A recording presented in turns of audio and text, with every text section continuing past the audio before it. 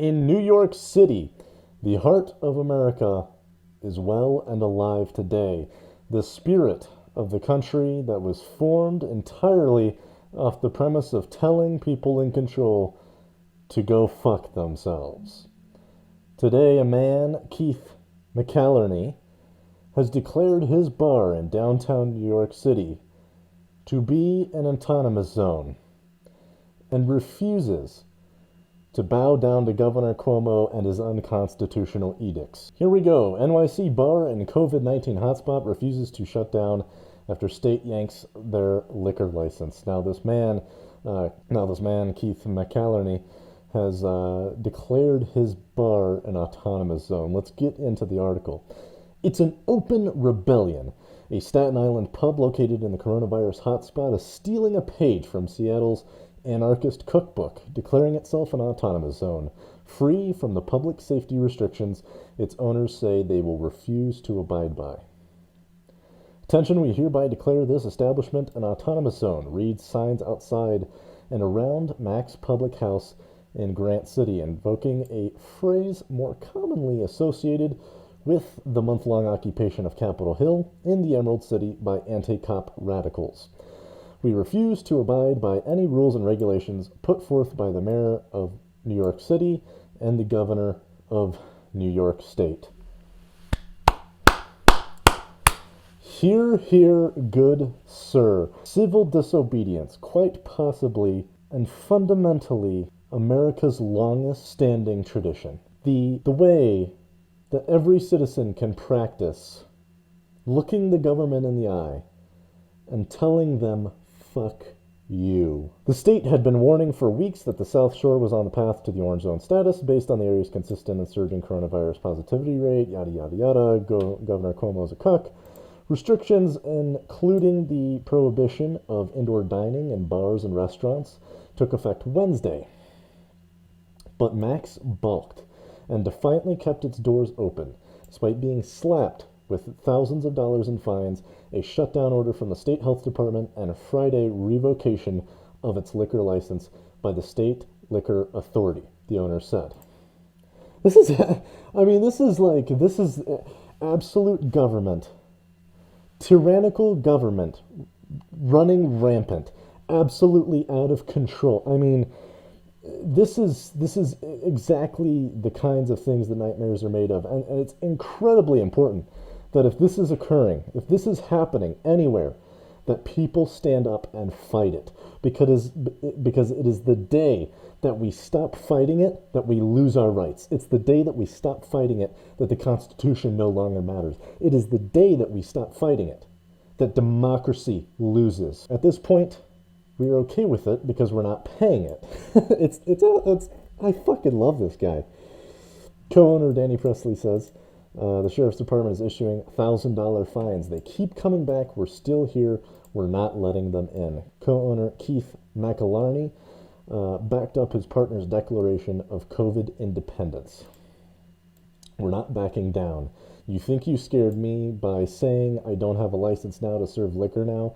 Well, guess what? That liquor license is on the wall. If that liquor license is going to come off the wall, it's going to be done by Governor Cuomo. You want to come down here and pull that license off the wall? He says in a YouTube video on Friday, the same day the bar's liquor license was yanked. The bozo, he continued, presumably referring to Mayor de Blasio. You want to come down here and pull the license? I feel like I have to do this with a New York accent. You want to come down here and pull the license off the wall? Feel free to end up coming down and we'll end up having a conversation before you even think about stepping foot on my property. I will not back down. I fucking love this guy. I mean, he embodies the heart and soul of what civil disobedience means in America.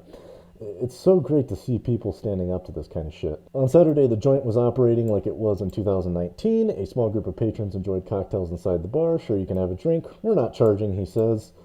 It goes on to say that about 5 customers enjoyed. This one guy left a $100 tip for him, which is extremely generous. But I mean, they are kind of getting free meals and beer, so probably the least they could have done.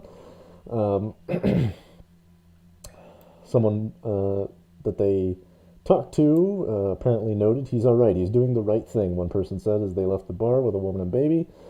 Others stopped by the Facebook page to cheer the effort. Yes, I keep saying there's more of us than them. Every single small business needs to stand together and do this.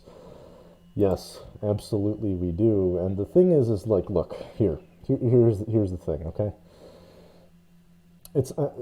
I'm not saying that we shouldn't be taking COVID seriously. I'm not saying that we shouldn't be wearing masks. I'm not saying we shouldn't be socially distancing. Obviously, take your precautions. But the thing is, life goes on.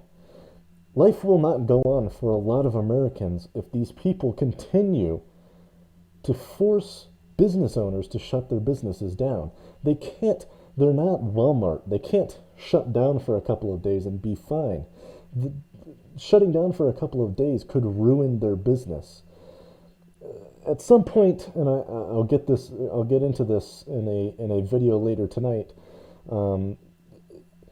At some point, there has to be a balance between how much damage are you doing to people, either through forcing them to shut down their businesses, they're losing their livelihoods, they're getting laid off, they start becoming depressed, alcoholism rates and drug abuse rates are going up, domestic violence rates start skyrocketing, right? These are all factors that you have. Suicide rates is a perfect example, and is an anecdote to my next video, right?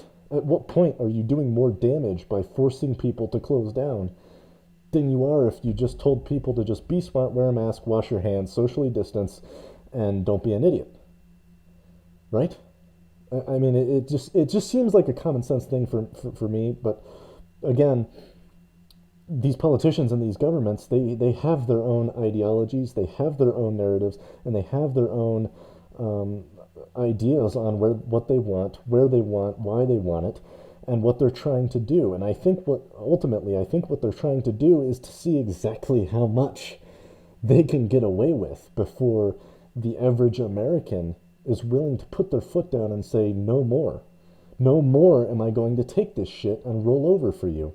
And the surprising thing to me is how much I feel like normal people, how much shit they are just willing to take as long as they have a roof over their heads and food on the table. And I get that, but at the same time, you have to stand up for what you believe in. You absolutely have to. I absolutely 100% support these gentlemen in their endeavors to stand up for what they believe in and take care of their livelihoods and their ways of life as they see fit. 100%, I am always going to support civil disobedience, and that goes for both sides of the aisle. 100% peaceful protest and civil disobedience. It has a proven track record. It is the way to get things done, whereas violence and riots quite clearly are not, and will never be condoned by me. Anyways, that is all I have for you right now. Keep an eye open for the next segments. I'm going to be releasing one more tonight, and then have the next one scheduled for tomorrow at noon. Thank you so much for watching. If you haven't already, please do consider liking and subscribing to the channel, sharing this video. I don't have any huge network backing me up. I don't have a bunch of money to support journalistic endeavors. So by you liking and subscribing and sharing is the best thing that you can do to really help this channel out, help it grow, and I would personally appreciate it a lot. Thank you very much for watching, and remember, gotta get that money.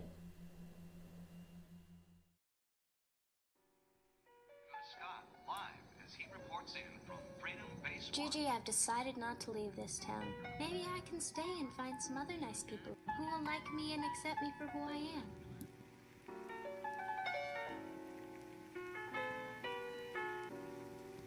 Trusting your spirit, yes, that's exactly what I'm talking about.